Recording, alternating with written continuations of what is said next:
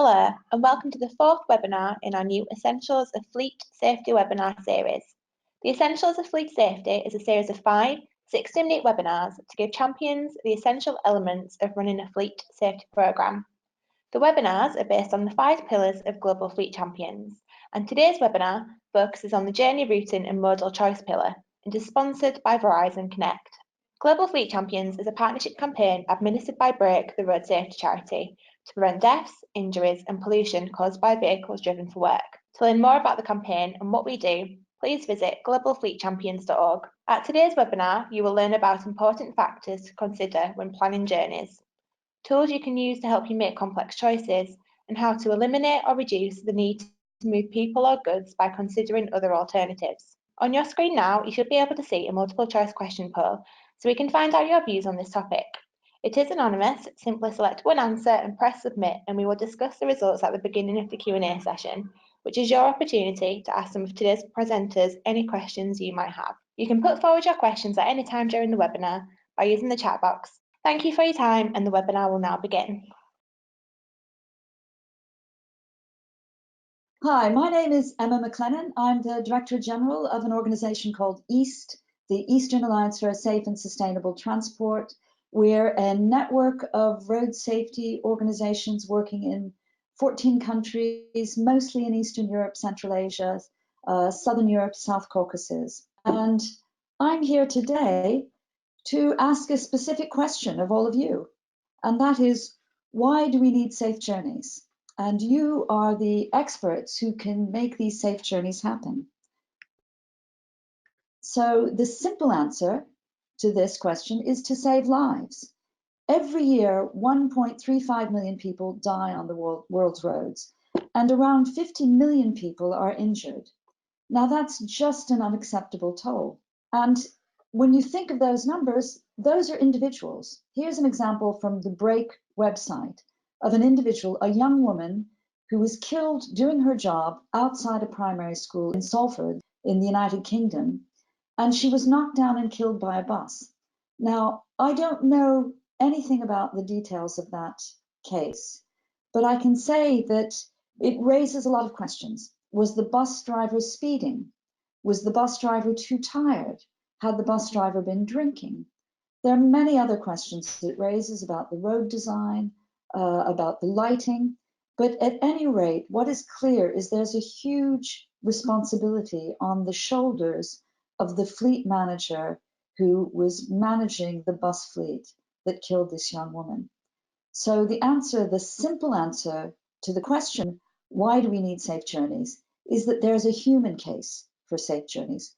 We don't want people like this young woman to die, or like you and me. And that human case is represented globally in the UN Decade of Action on Road Safety and the new Sustainable Development Goals. Countries around the world have signed up to a commitment to reduce road traffic deaths and injuries by 50% by 2020 as part of the global plan for the United Nations Decade of Action for Road Safety. Furthermore, they've agreed to new sustainable development goals, which include reducing road crashes and injuries and deaths. And one of the pillars of that global plan is better fleet management. And that's where you come in. 1 in 7 of the world's vehicles are commercial vehicles. 1 in 3 road deaths involve people driving for work. So if we can reduce commercial road risk, we can go a long way to reaching the global goals for reducing death and injury on the world's roads. But there are other answers to the question, why do we need safe journeys? Another answer is to save money. There's a financial case for having safe journeys. Crashes cost money, it's just obvious. But it's not just bent metal. It's not just the repair costs. There's the lost vehicle time. There's the lost staff time. Staff might be injured and taken out of their job.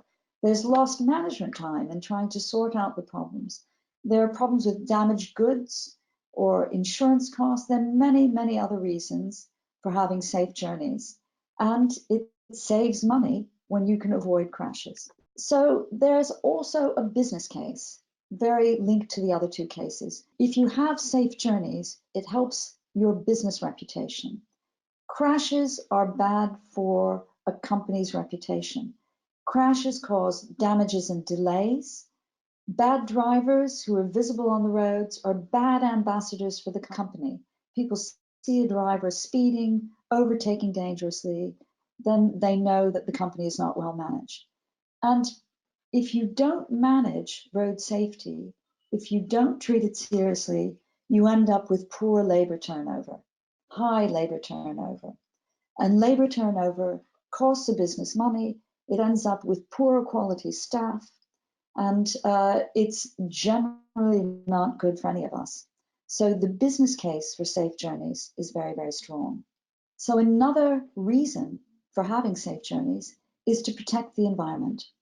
We know that road transport are a big cause of CO2 emissions.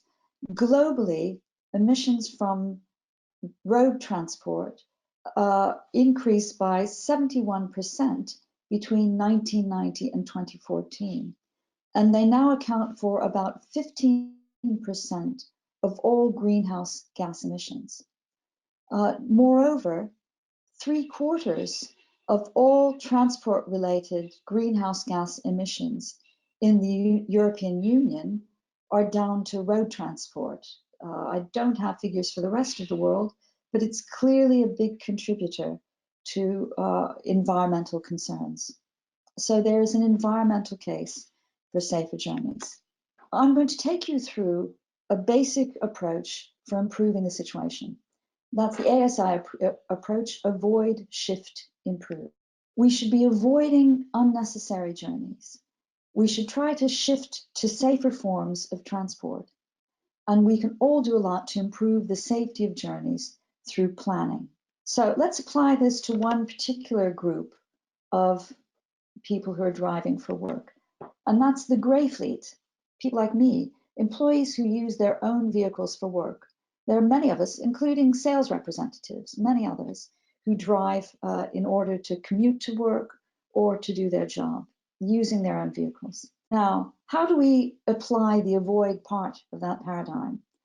You can avoid unnecessary journeys. Ask yourself, as a fleet manager, as a company manager, is the journey really necessary?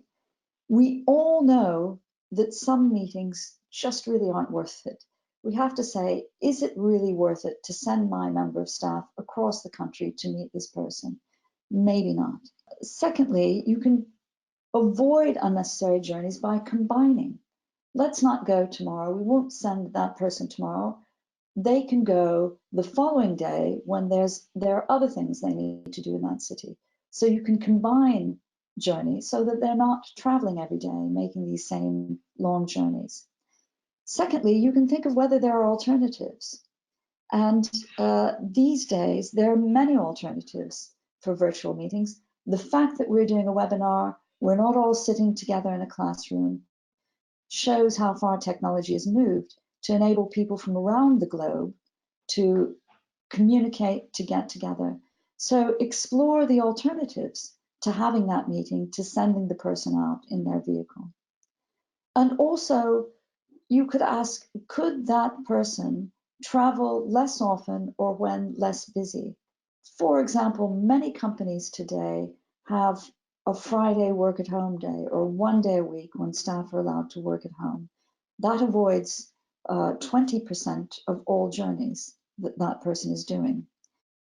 Secondly, you could have flexible working patterns. So people go into work or they travel at times when the roads are less busy, or they could avoid rush hours and choose less busy routes in their flexible working. Moreover, studies have shown that businesses who use flexible working practices have more productive employees. The next element of the paradigm is to shift. Can you shift to other safer forms of transport? For example, buses, using trains, or even walking. And walking, for example, you're organizing a conference in a city, there are a lot of people going. Can you arrange for everything to be in walkable distance so people aren't having to use public transport or buses, vehicles, anything They can walk to where they need to go. That's one of the things that you can do to have a shift. Moreover, researchers from Montreal have found that a 50% modal shift from a car to a bus alone would prevent 35% of all injuries on the roads and 38% of all severe injuries. So shifting from the most dangerous forms of road transport, cars, towards other safer forms, buses, trains, walking, can have a big safety benefit. In the United States, researchers calculated that you're 17 times more likely, 17, to die in a car than on a train going the same distance. In fact, I'm surprised that it's so low. I thought the difference would be much, much higher. Finally, improve. If you can't avoid the journey, if you can't shift to another transport mode, you can still make safe fleet choices. You can still plan safer journeys. And actually, you can still train your staff to think safety. So in terms of safe fleet choices, the first thing to think of is passive safety. By that, I mean the features that can save you or reduce injuries if you're involved in a car crash or vehicle crash. And those passive safety features are things like airbags, seat belts, or the construction of a vehicle. Is it robust? Is it resilient? Is it going to score high in a star rating for safety? And then you should also, as a fleet manager, think about active safety. How do you prevent crashes from happening? And there are technologies that can do this.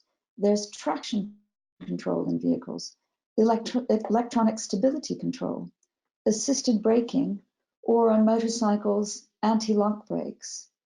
And all of those things can have a major impact on the chances of being killed or being involved in a crash or being injured. And moreover, you can still plan safer journeys. You can avoid long drives. You can ensure that people, your drivers, have rest breaks and they're not driving when fatigued.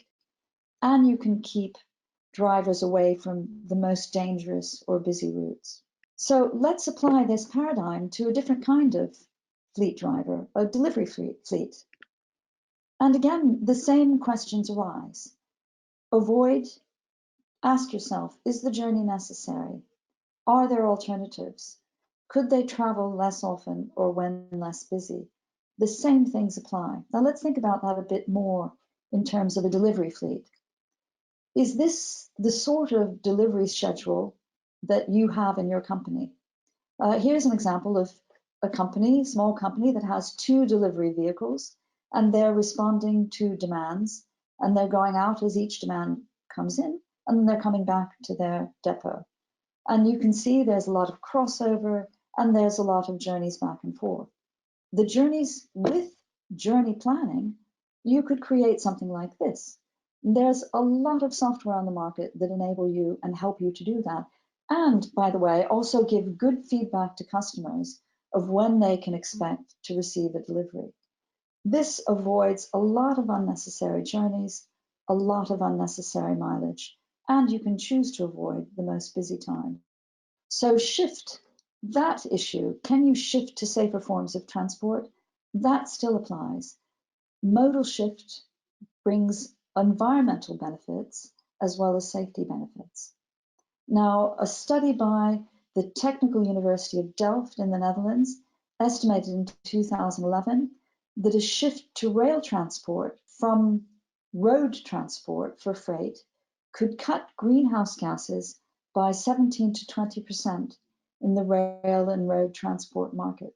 So that would bring an environmental benefit as well as getting people, getting drivers off the road, getting heavy vehicles off the road, making the road safer for everyone, and improve. The issue of safe vehicle standards applies to all sorts of fleets. Passive and active safety are just as important for trucks. You can think about these things, and in particular, things like seat belts, airbags, electronic stability control, vehicle construction standards. All of these things are very, very important, as well as training your drivers to take those things seriously. Make sure it's part of the company policy to wear seatbelts at all times. So I'd like to also mention the issue of eco-driving. We mustn't forget that, because the two things, road safety and eco-driving, are actually very interlinked. There's a big overlap. For eco-driving, you require four things. One is good journey preparation. Secondly, good vehicle maintenance. Thirdly, good driving habits by the drivers. Finally, good management. And a combination of all those practices has been shown by research around the world to increase fuel efficiency from 5 to 33%. And when you're talking about increasing fuel efficiency, you're talking about saving the environment and saving a lot of money. Part of that picture is cutting speeds. The World Health Organization, in their Save Lives Road Safety Technical Package, considers speed reduction to be a critical core element of safe driving. And they point out that a 5% cut in average speeds can result in a 30% reduction in the number of fatal road crashes. That's huge. And that's something we should all be aiming for. That's something to train drivers and for us as drivers to take seriously and to remember. Moreover, cutting speed saves money, if that's your primary interest. It's just a matter of physics. Higher speeds mean higher drag. Now, there are two types of drag. There's aerodynamic drag, that's the drag from the wind and the air coming towards the vehicle. And then there's tire drag, the drag from your tires, the friction as the tires are making contact with the road. And drag increases fuel consumption. And the higher the speeds you go, the more drag there is, the more fuel consumption. And we know the higher the speeds you go, the more chance of crashes and injuries. So it's in all of our interest to reduce speeds and to think about speed control for safety, for the environment, and for our own self-interest in saving money and fuel. You, as fleet managers, have a big burden on your shoulders. It's up to you. You can reduce road risk, and in doing so, you can improve your business performance, you can save money, and you can help us all by benefiting the environment and making our roads safer, all with good journey planning. There's so much other detail that we could say about these issues. I'm sure you'll be hearing about them in future, but thank you for your attention. And I'm looking forward to you all taking action to save lives and reduce injuries on the road. Thank you again. Good afternoon, ladies and gentlemen. Before I get into the topic at hand, I want to take this opportunity to first of all thank the BRAKE organization and then tell you a little bit about the organization I work for. Road Safety at Work is a safety initiative based in British Columbia, Canada. We are managed by the Justice Institute of BC and funded by WorkSafe BC. The Justice Institute is recognized as a world-class training institution focused on training emergency responders and as an organization committed to advancing public safety. WorkSafe BC is an independent agency governed by a board of directors appointed by the BC government. WorkSafe BC is dedicated to improving health and safety for BC workers and employers, including when workers are driving vehicles in the course of their work. Road Safety at Work is a small team working for employers across BC, providing tools, resources, and services to help them improve the safety of their employees who drive for work. We invite you to visit our website and to use any of our free road safety resources, online courses, workshops, advisory services, and more. Rather than simply getting in a car and driving to a destination, an effective journey management process, or JMP, begins well before any travel occurs. Eliminating or reducing travel avoids exposing employees to the associated hazards. So your JMP should start by asking, is travel really necessary to get this work done? There's a growing variety of tools that we can use to get work done without traveling by any mode. Telephones, online meetings, video conferences, emails, remote sensing, drones, and other tools can be very efficient ways to eliminate some of the travel your employees do. Granted, for many work situations, there's no replacement for being there in person. However, deciding that travel is necessary does not automatically mean that driving is the best way to get there. In fact, when you consider the risks of driving along with fuel costs, costs, time inefficiencies, and other factors, the benefits of available travel options quickly outweigh the perceived convenience of driving. Airplanes, taxis, buses, bicycles, or one's own 2 feet. Using any of these options reduces exposure to hazards and increases the likelihood your employee will safely arrive at their destination.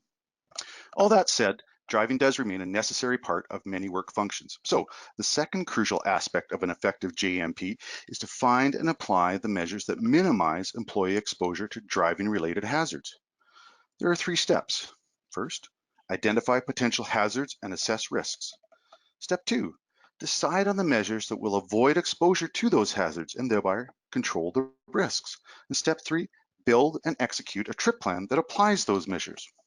A strategy for building safer journeys starts with a solid understanding of the driving-related hazards themselves. That means knowing the conditions, the circumstances, and the behaviors that could be sources of harm for your employees when they're driving. One good way to identify those hazards is to talk with the employees who are out there each day encountering those hazards.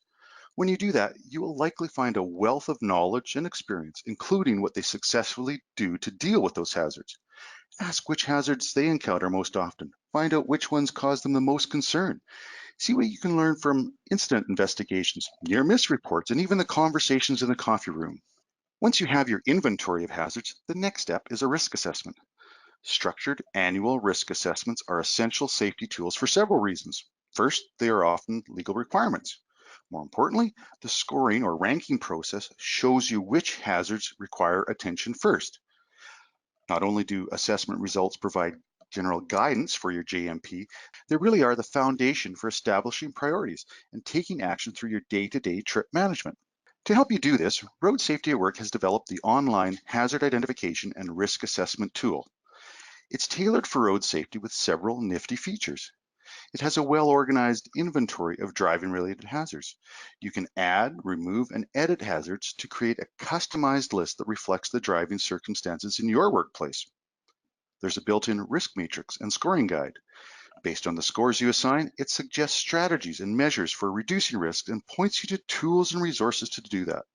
From there, the tool helps you build a plan, assign tasks, set target dates, and track progress. To access the tool, go to the Road Safety at Work website and type risk assessment in the search bar. Assessment results typically highlight several hazards that deserve longer-term risk reduction strategies, impairment, aggressive and high-risk driving behaviors, driver health, and others.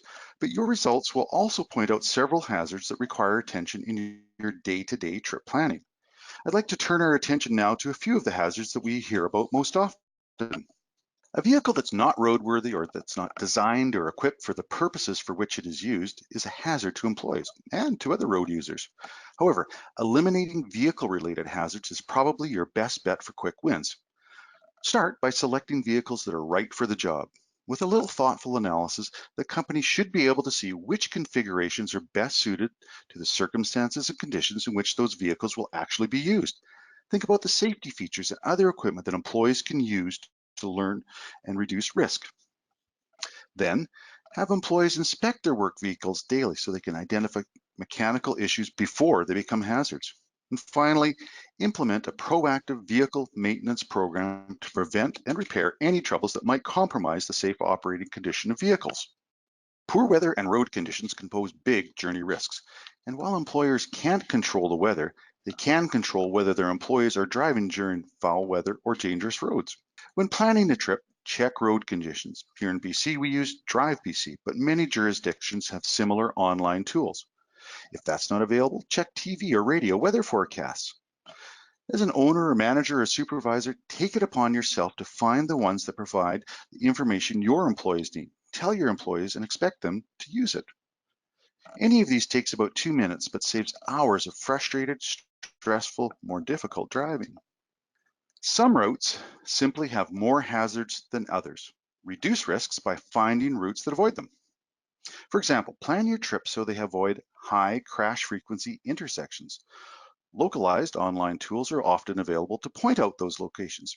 If such maps aren't available for your community, chatting with dispatchers, drivers, and even other employers will often reveal the troublesome intersections. Either way, if your route currently includes trouble intersections, find new routes that don't.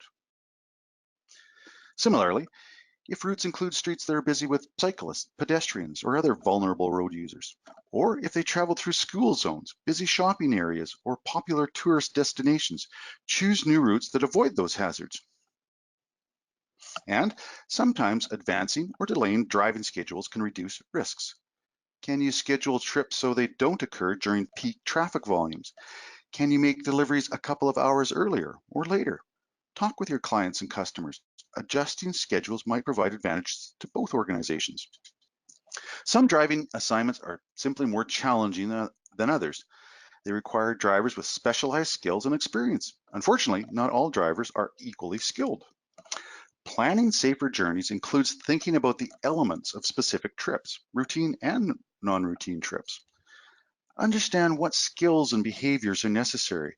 Determine which drivers have those abilities. Matching the driver to the assignment provides the greatest likelihood of a successful, i.e. crash-free, journey. When you do that analysis, if you find that your unsure employees have the skills and behaviors you expect, you can use driver assessments to clarify the situation. Then, follow up with training to help employees develop the skills they need to safely make the trips you hired them to make. Lengthy commutes, busy workdays that involve driving to multiple job sites or remote locations, and shift schedules that involve early morning or late night driving make fatigue a concern for more than long-haul truck drivers. It's a big risk factor among salespeople, construction workers, healthcare professionals, and many others. You can plan safer journeys by considering your employees' total workday and seeing if the driving they do for work can be adjusted to reduce fatigue risks. Here are a few tips. Require drivers to take 10-minute breaks every 2 hours. Get out, stretch the legs, rehydrate, have a snack, check phone messages and text. And don't forget to build that break time into your trip plans. Driving conditions are tough enough without the added stress of trying to meet a schedule that's simply not doable. Running late, hurrying, and trying to make up time frequently contribute to crashes. Think about current trips and schedules. Do some customers always complain about late deliveries? Are some employees usually late for meetings across town? Does coffee room chat hint that some drivers are using risky behaviors to make up time? If any of these is true, the people planning those trips probably aren't allowing enough time. Use Google Maps or another online map tool to find estimated trip times. Then add a 10% buffer to account for unexpected delays. And be realistic. Even with the best trip planning, drivers may experience unusual delays or difficulties that cause them to be late. Make sure employees know that it is better to arrive a little bit late using safe driving practices than it is to arrive on time at the expense of using risky driving behaviors. The employer's duty to ensure the safety of their employees persists, even though it's often difficult for the employer to oversee how the employee actually does that work. There usually isn't a supervisor or a manager in the passenger seat to remind the drivers about speed limits or slippery road sections. So it's also crucial that employees know that their safe arrival is a priority. They need to understand that the safety is at least as important as production, whether they're installing a power line, fixing a roof, running the photocopier, or driving for work. Employees who are properly motivated and supported to plan and execute safer trips and who are empowered to make wise driving decisions are a big part of achieving the success you're after. To help employers build safer journeys, we've developed TripCheck. It's a handy online tool with a checklist of 15 hazard-focused criteria for users to consider. And they answer either yes or no. Each question is supported by information and links in pop-ups. You can choose to use either of the two integrated trip plan forms. The basic form has all of the fields necessary to provide information about the trip, who's going, what vehicle they're using, the route they plan to take, when they expect to be back, and who they'll be checking in with. The risk rating trip plan form includes those basic criteria, plus it enables users to score sections of the trip to identify high-risk segments and to inspire them to find ways to deal with those risks. And with that, my time is up. I've covered a lot of ground, but I encourage you to start with the basics. Consider your business's unique circumstances and think how you can apply each of the easy strategies I've mentioned to build safer trips for your employees. Thank you very much for joining us, and thanks very much to Brake for the opportunity to participate in this webinar. And I invite you to visit the Road Safety at Work website and to use any of our free road safety tools and resources, take our online courses, and attend any of our upcoming webinars. Good afternoon. thank you very much for the introduction. For those who don't know, my name is Gary Taylor, over at Verizon Connect. I head up the UK and Ireland, both product and kind of our implementation side of things. As per kind of the topic of this webinar, this is really going to sort of take you through a little bit about effective planning and kind of routing for your fleets and for your vehicles as well. Okay, so a little bit of an agenda. There are some differences in terms of what the meaning of routing can actually mean. So I'm going to touch on those, and then I'm going to jump into the management of your team, your fleet, and then ultimately the impact that effective routing or planning can have for you and your business. I'm sure there'll be a Q&A right at the very end of the presentation as well, so I'm sure there'll be lots of questions after that. So first things first, routing, what does this actually mean? I think there's quite a common misconception that routing is just, what is the best route to get from point A to point B? But it's not always just about that. That is one element of it. What is the most efficient journey or route that this particular vehicle should do from point A to point B? But also it comes into, who should actually do that journey? What is the right vehicle or the right driver to be doing that as well? And ultimately, when people are planning their days as well, I think one common question that I don't think people ask often enough is it safe to give that many jobs to one driver and maybe not enough to another driver? So this isn't just about using tools to find point A, point B, what's the most effective route. There's other elements to it as well, and I'll kind of walk you through some examples of that as well. Look, let's talk about efficiencies first, and the point A to point B element, or finding out who's the best person to do that particular job. One tool that we provide as an example is finding out a point, and I've used my address, so you can probably see right the find nearest tool there, Reading International Business Park. I want to find out who's closest and who's going to be the most effective person to get to me in the shortest amount of time and the shortest amount of miles. As you can see on the left-hand side, you can then see 4 of my vehicles who are located in the proximity of my office, which is, as you can see, back down in Reading. Now, the first one that springs to mind is Route 4, Adam Downton. He's 30 miles away and 37 minutes away. He's definitely the most effective person to get there, both in terms of for the customer and also for the business in terms of mileage as well. You can see Patrick's an extra 13 miles away and an extra 15 minutes or 10 to 15 minutes. So that is one element of efficiency. And as soon as you choose that specific driver, you can see the route they've got to take, which ultimately gives them the most efficient route to get to that particular location as well. Okay, so there it really talks about your efficiencies, not just for the business, who's the right person to send that particular job as well. So moving quite swiftly on, then we talk about planning. Hypothetically speaking, and a lot of organizations do multiple jobs or stops during the course of a day. Now, I've set up an example, and I've gone to the extremities here.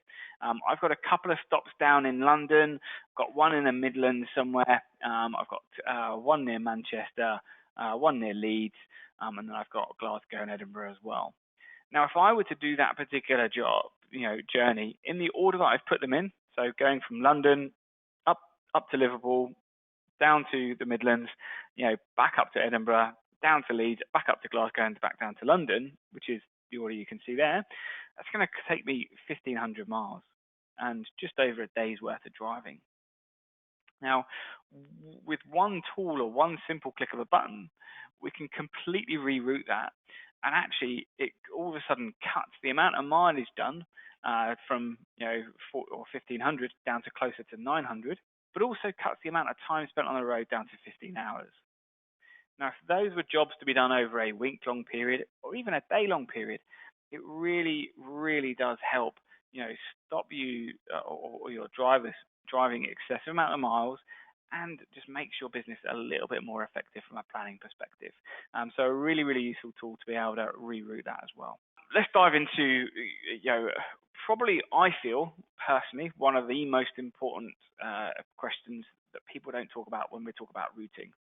you know, who should actually do that journey? When we're talking about tachograph and obviously the regulations that are out there, you know, how many drivers or how many hours does a driver have left this day or the week? If I'm choosing between two, who should do that journey? You know, how many hours have they already done? Day, week, 2-week period? You know, have they already had a strenuous week? Have I got drivers that have done significantly more miles than each other? So, you know, these are questions that I feel that people should pose a lot more regularly rather than picking your top guy, your top driver that you send out to do all those really, really long journeys. You know, you put more stress and more pressure on that particular guy. Ultimately, it's going to impact on him and his working time as well. All right. So, you know, a couple of things or a couple of tools that I would use to choose the right driver. Now, I've got an example here of my fleet of guys that are out on the road. And now these are some of our engineers. Now, you can see on the right-hand side, I've got Afia Feeney, has done thousands of miles this month. On the right-hand side, I've got Owen Barker, who's done 240 miles. Now, if I had a journey right now that's driving from London or from Southampton, should I say, up to Newcastle, say, who am I most likely to choose? I'm going to choose, you know, one of the guys down like Owen, Jake, or Harley down there with the least amount of miles, because I know in terms of the strenuous months that they've had, they're going to be able to take that and wear that a little bit easier than, for example, Afia. Not forgetting, you know, tachograph information can be hugely beneficial and really, really help you make, you know, informed decisions that are going to benefit not just yourselves, not the business, but also the drivers as well. Okay, you know, this is a really, really simple screenshot of our a recent release for us here at Verizon Connect, which is all about, you know, a kind of a driver planner and diving into that tachograph information. Now, what this shows us really, really quickly is you can see Colin here has got 4 hours 55 minutes left for his working time or driving time today. He's got 34 hours for the week and 52 hours for the 2-week period. Okay, now with that in mind, you know, I'm able to choose if I've got a job that's going to be a 4-hour round trip, I know Colin can do that job, and B, he can fit that in. The simple thing as well, if I'm looking at the weeks, I know that he's got more driving time on his week than, for example, if I look down to Edward, he's got a little bit more time available. Okay, using this information and using this data allows you to put the workload or the pressures, and you know, I don't think we can forget how strenuous driving, you know, out in a HGV can actually be at times. You know, sat in traffic sometimes, or just sat on the road on your own. It is a very, very stressful job. So, you know, you can spread the pressures of that job to your team and your fleet of drivers much more effectively and much more efficiently. You know, I've talked about some really, really simple methods or simple tools that not just ourselves but other organizations have available to you. Let's talk about the impact on the fleet. You know, if we're talking efficiencies and we can reduce the amount of miles, or we can find the driver that's closest to that particular location, we can cut the fuel costs. You know, we can help work and reduce the amount, you know, the inefficiencies in a business by sending your reliable guys or your you know, the people you pick to do all of those longer jobs slightly more effectively. Let's not beat around the bush as well. Team morale is absolutely essential to any business. You know, and I'm a firm believer that if you can spread not just the risk, but also the workload across your team, you will have a far happier, far more effective team out on the road on a day-to-day basis, which feeds into your customers that you're delivering to, or you're going to see on a day-to-day basis. You know, that is imperative for me. Wear and tear. You know, let's be brutally honest, the more miles your vehicles do, the more wear and tear you're going to see, whether it's tires, whether it's just the amount of, you know, engine wear and tear that's on those vehicles. In addition to that, you know, the more hectic you make somebody's day, the higher propensity that you're going to see harsh driving or speeding events that occur, you know, because they're trying to rush around and they're trying to get things done, they're getting tired, etc., etc. So that all impacts the wear and tear on your vehicles. Last but not least, you know, there are organizations out there that suffer and struggle all the time with this because they don't effectively plan or route their guys effectively. Okay. Now the biggest impact in any business is potential fines. You know, when we're talking specifically about driving time directive as well and looking at infringements, you know, some huge risks in there for any organization or any business. So that on that side of things, you know, it can impact you and your business quite significantly by just pre-planning or preempting some of those challenges or some of those issues. Okay. So I'm going to open up for questions and answers at the end of this webinar. I'm sure many of you got a couple of questions about what I said today. And at that point, I'll hand back over to the guys at Break. Good afternoon. My name is Gary Armstrong, and I'm here to talk about other ways to move people and goods. I am the training manager of ECLF, the European Cyclelogistics Federation. ECLF is a trade association representing companies which use cargo bikes for delivering goods and services. My day job is working for Zedify, a cyclelogistics company operating in 8 locations in the UK. Before we start, I need to mention that ECLF is involved in an EU-funded project called City Changer Cargo Bike, and a link to the project website is listed on this slide. The project is a 3-year project which started in September 2018 and includes 31 partners, including 15 cities. The aim of the project is to build on the limitless potential of cargo bikes, promoting their usage among public, private and commercial users. First thing to say is cyclelogistics is not new. Early in the 20th century, bicycles were used extensively to deliver goods and services. Examples here include a local confectionery and grocer delivering from their shop to local residents, the brewery taking kegs of beer to the pub, the dairy delivering milk to both retailers and homes, the post office delivering the mail, even telecommunication engineers taking their tools and equipment to implement or repair the telephone network. But then the motor vehicles come along, and with the marketing might of the motor industry, we were brainwashed into thinking that motor transport was the only way forward. And this led to a changing urban landscape, which today has many sorts of issues. These issues include emissions, pollution and noise, restricted access to motor vehicles, making delivery to the door increasingly difficult, congestion. In the middle photograph, this is a busy street in London, and if you look closely, you can probably count 8 vans, and I bet if you open up many of these vans, they are likely to be only less half full and carrying small packages and parcels, which could easily be transported in a cargo bike. Lorries and vans on our streets. This photo is from my home city of Cambridge in the UK, and this is a frequent occurrence in the small narrow streets in the city where you have huge articulated lorries competing with pedestrians and cyclists. And finally, there are parking fines. Motor vehicles are increasingly find it difficult to park and hence collecting parking fines as they attempt to beat the traffic warden. This is an interesting graphic as it encapsulates why there is growing interest in cyclelogistics. Looking at the demand side, citizens and local authorities are becoming more environmentally aware about the issues involved in pollution, noise and congestions in our cities. At the same time, we're seeing a move away from traditional retailing to e-commerce and app-based services. And this is attracting new clients with demanding expectations of more choice, reliable delivery and more flexible services. So all of this is resulting in more but smaller parcels needing to be delivered. Then looking at the supply side, there are now sustainability conscious decision makers in the public and private sectors demanding changes, which is resulting in new responses to air quality, noise and congestion. As a result, partnerships are being formed between interested parties, which in turn is resulting in innovative solutions such as micro-consolidation centres, low emission zones and delivery time restrictions. At the same time, there is a rising cycling culture and new cycling infrastructure being implemented in our cities. These initiatives all point to the cargo bike being one of the answers to delivering goods into city centres.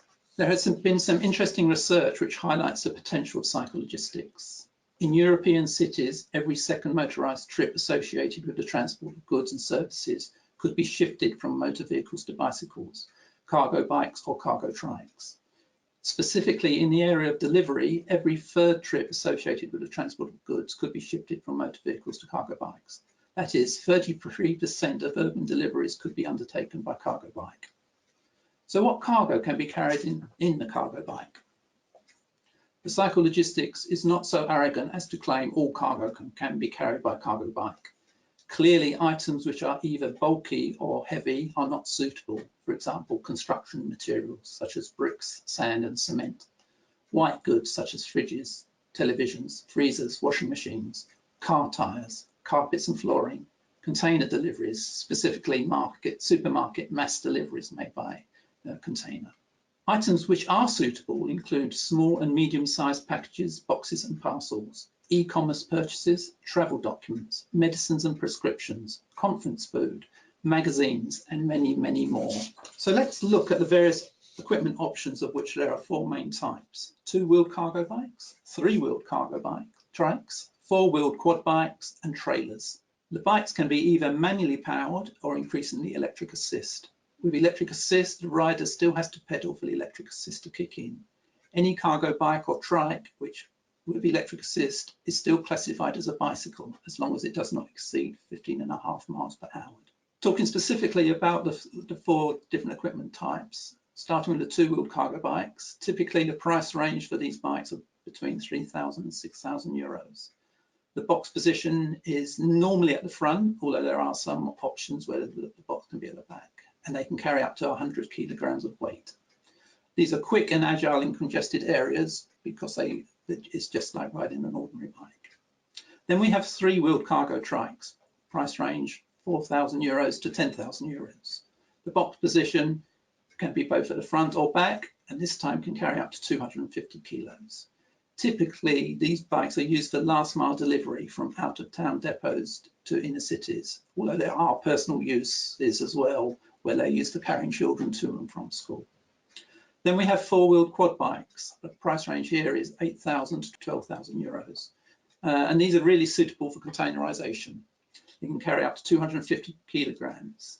Again, typically used for last mile delivery from out of town depots to inner city. The big delivery companies such as DHL, UPS, etc. are developing solutions where they can pre-pack a container, a small container, transport it to the city centre, and then the final last mile is done by the container being wheeled onto the back of the cargo trike. And then finally, we have trailers. The price range here is between 2,000 and 5,000 euros. These can be attached to a standard bicycle or cargo bike or a trike, and they can carry up to 300 kilograms. Let's consider some of the challenges of running a fleet of cargo bikes. Cargo bikes are currently manufactured by relatively small organisations, so there likely be issues with post-sale support. In addition, there may well be delays in supplying the bikes as they don't have a standard number of bikes available off the shelf. And there are also high transportation costs in getting the bike from the manufacturer to you, the user. Lack of thorough user testing. If I buy a Mercedes Sprinter van, I can probably guarantee that it's done hundreds of thousands of miles on a test track to make sure every part works. With cargo bikes, the level of testing is not so extensive, and in many cases, you, the user, are going to be testing the bike for them. Availability of spare parts can be a problem. Again, that's because of the relatively small size of the organisation. Some cargo bikes are still using just standard bike parts. If I'm carrying 250 kilograms, users want assurances that the brakes being used are up to the task. And then we have evolving products, a bit like mobile phones. New models are occurring every 6 months or so as a result of continual innovation due to user demand. And especially with electric assistant batteries, there's been attempts to put in a motor in the front wheel, in the back wheel, and in the crank. And the jury's out on which is the most appropriate at this point in time. And when you buy a bike, you may need to add some additional equipment, especially if you're going to be using it as a delivery vehicle. You may need to add the box, you may need to add an immobilizer, some sort of tracker, and you need to put some box security to make sure no one can get into the box without permission. And then finally, as with any fleet, there are maintenance requirements. And here you have the challenge of whether you do that in-house or use a local bike shop. The trouble with using a local bike shop is that you probably bought directly from the manufacturer, so they may not be aware of these things. Moving on, let's consider some of the usage issues. First of all, rider health and safety. If you're using this in your business, then you will need to provide appropriate clothing. This is primarily wet weather gear. And you also need to have a policy regarding inclement weather. The biggest challenge for cargo bike usage is ice. So on the day it snows, that's normally okay. It's the day after when things ice up. It can be tricky. Anyone can ride a cargo bike. However, the bike is longer, wider and heavier. And so some training is needed to acquaint the rider with the consequences of these differences. You may well get resistance from worker unions and cooperatives. If you have a van driver who's then told that he's now got to use a cargo bike to do his deliveries, he may well consider this to be some form of demotion. Are there any places where a cargo bike track is not suitable to ride? Yes, a cargo bike can usually go anywhere that a standard bicycle can go because it's no wider than a standard bicycle. However, a cargo trike or a quad bike, these can actually be seen as antisocial to other cyclists, and so they may well need to be restricted to the road network. Then we have transportation costs, getting the bike to where it can be used. And finally, storage of the equipment when not in use. Just like anything, you will need a secure space to actually park the item at night. One challenge of using bikes is their range. An owner of a cyclelogistics operator once said to me, if you are being overtaken by a van, then you should not be doing that route, as the van will always be quicker. Cargo bikes are best used in urban areas where there's lots of congestion and access is restricted. However, one way of extending the delivery area is to create a micro hub by firstly locating a container in an area difficult to service. The delivery company then drops off their parcels at the container and stores them if necessary. And then the last mile is undertaken using the cargo bike. The cargo bike or trikes can then be kept in the container overnight. A good example highlighted here is a company called Foodlogica in Amsterdam. And they're a company that actually dealing with local suppliers of food in and around Amsterdam, local farmers, local processors, who have organised to actually do a collection from their stores, bring it to the container where the last mile is actually then undertaken using the cargo trike. There are a couple of examples I want to share with you about networks and cooperation. First of all, there's a company called Swiss Connect. And this company makes use of the train network to get items from city to city. Over 70 companies use this service. The first and last mile is undertaken by a local courier, either using a cargo bike, a motorbike, a car or a van. And then the trunking between the cities is used using the train network. Carriages on the Swiss railway are actually dedicated to having parcels put inside them. So this is a fantastic multimodal use of transport options. And then we got Fiets Couriers in the Netherlands, and this is cooperation between 15 cyclelogistics operators in Holland. They serve 28 cities across the country. The first and last mile is undertaken by cargo bike, and the trunking is undertaken using biogas van between the cities. So in summary, cyclelogistics is nothing new. Citizens want more livable cities, but still want easy access to products and services. 1 in 2 motorised trips involving cargo could be shifted to bikes. And when you talk about commercial delivery, 30% could be done by a cargo bike. There are various entry levels for cyclelogistics, bikes, trailers, cargo bikes and cargo trikes. So many business opportunities exist for cycle-based solutions. And finally, cyclelogistics is not the only answer to congestion, pollution, noise issues in the cities, but it is part of the solution. Thank you for listening. Thank you very much, Gary. We've now come to the end of the formal presentations and it is time for our question and answer session. It's not too late to put forward your questions. Please use the chat box. First, I'd like to say thank you for engaging in today's poll. So the question was, does your organisation exclusively use fossil fueled transport, for example, cars, vans and lorries, to move people and goods? The results indicate that the majority of the audience said yes, so 60%. With 40% saying no. I'd now like to ask Dimitri Sambuk, Director of Development and Education at East, to comment on these results. What are your views on this? Yes, thank you. Yeah, it's quite interesting to see 40% saying no. I guess that mainly maybe due to people using bikes or electric vehicles, but still we consider the majority of people are using fossil fuel transport, and it only shows the importance of proper planning of your trips and also including the eco-driving aspect of it, which was mentioned in the presentation of my colleague Emma, because clearly eco-driving not just mean safe driving, but it also helps to improve the fuel consumption by up to 33%. So still the electrification of transport is not something that will happen overnight, and majority of companies and organizations are still using petrol, gas to move fleet around goods and people. So therefore, planning is very important, and eco-driving is vital as well. Brilliant, thank you very much, Dimitri. In Emma's presentation, she obviously mentioned the business case for road safety. How would you recommend selling the need for safer journeys to drivers?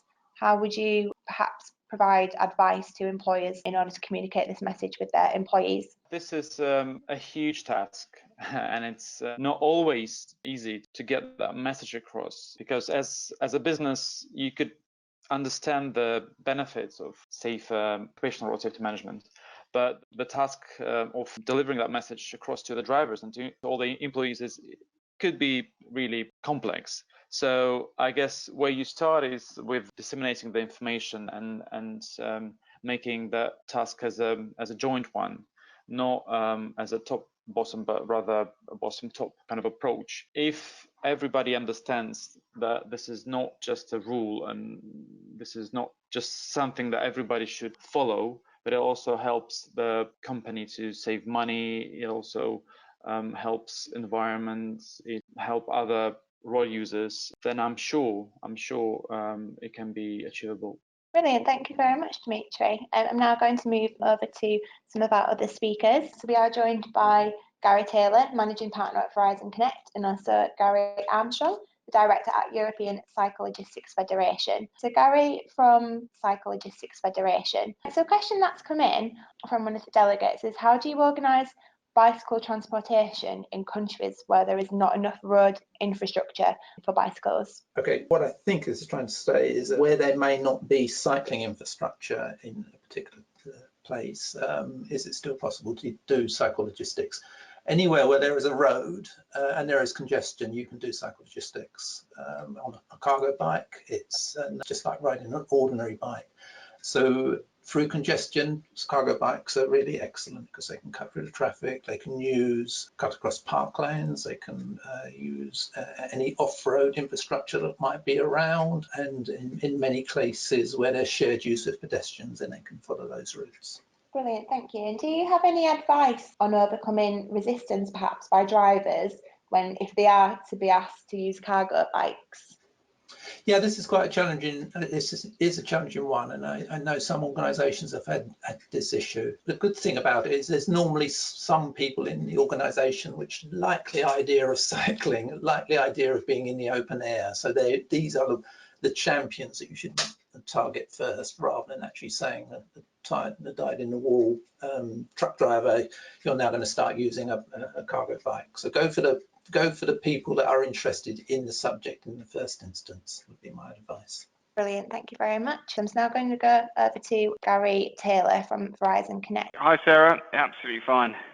Hi, Gary. Thanks very much for joining us. So some questions have come in for you. Do you have any data on how using journey routing or tachograph technology can improve fuel or wear and tear costs?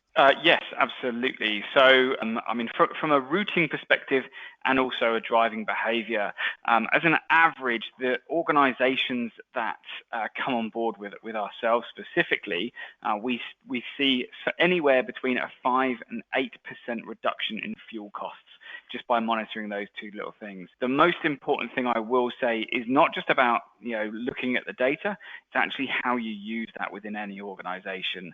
So putting in incentives in place, that the more you utilize that data and the more you incentivize your team or your staff to do so, obviously the greater the rewards back from that. As I say, that's as a real broad brushstroke. Different organizations use telematics, vehicle tracking and routing for multitude of different reasons. So it really is identifying what the main reason is, talking to us, and how we can kind of help and understand that. But as a broad brushstroke figure, we see within 3 to 6 months anywhere between a 5 and an 8% reduction in fuel costs or your running fuel bill. I think that's a fairly healthy reduction in fuel costs. Brilliant, thank you. The final presentation, which we saw obviously focused on cargo bikes, which was delivered by the other Gary who we've just spoken to. Does the technology that you presented on, does that have the capability to perform with cargo bikes? So good question. Transport? Good question. We do have the ability to track non-motorized equipment, kit, anything like that. Absolutely no problems at all. However, I probably would want to have a chat with Gary and see if there is any additional, if there is actually any power source on that to draw from, just because you can get slightly more data and you also have a little bit more of an insight into what those vehicles are doing. So without seeing the specification of the vehicle, any kit that they've got on that, I couldn't say which kind of one of our solutions would be most suited or most beneficial, but in reality, the answer is yes, we could do some tracking on that either which way. Brilliant. Thank you very much for your time. No worries. Thank you. So thank you very much to all of you for attending today's webinar sponsored by Verizon Connect. We hope you enjoyed it and that the webinar has equipped you with useful information that will help you to work towards our common goal, which of course is safe and healthy mobility in fleets. And you can also view our upcoming webinars on our globalfleetchampions.org website. Thank you very much again to today's presenters and our sponsor, and to all of you for joining us today. Enjoy the rest of your day. Thank you very much.